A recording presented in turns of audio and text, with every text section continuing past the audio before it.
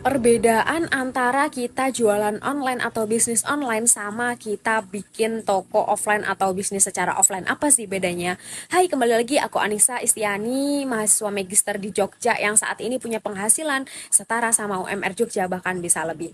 Hai, aku tuh mau cerita ke kalian bahwa aku tuh kayak dulu tuh sempat mikir gimana ya kalau aku pengen jualan offline. Nah, contoh nih, kalau misalkan aku tuh dulu kepikiran jualan offline tuh kayak jualan yang misal nih jilbab atau aku jualan makanan offline kayak gitu di dekat kampus atau gimana.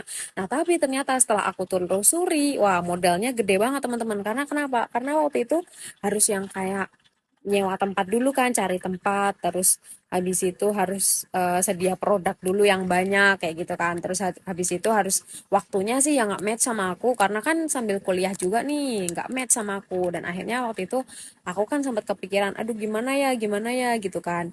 Dan akhirnya waktu itu untung banget aku karena nggak bisa menjalankan itu semua karena sewa tempat aja di kampus udah mahal, modalnya udah gede, itu belum tentu laku terus. Tapi ya positive thinking sih sebenarnya, cuman aku belum bisa karena waktunya yang nggak match. Dan akhirnya waktu itu aku cari solusi kan. Nah, aku waktu itu alhamdulillah banget ketemu sama komunitas di Jogja namanya Digital Academy yang kita diajarin cara jualan online, bisnis online gimana. Ya waktu itu aku dari nol, bener-bener nggak pernah jualan gitu loh. Terus akhirnya diajarin kan di situ, tenang aja udah ada sistem dan lain sebagainya. Aku kira waktu awal tuh juga susah, tapi ternyata setelah dijalanin konsisten enggak, biasa aja. Dan akhirnya waktu itu punya penghasilan dari situ, dan alhamdulillah teman-teman sampai sekarang ya masih di situ dan masih berpenghasilan juga jualan online atau bisnis online.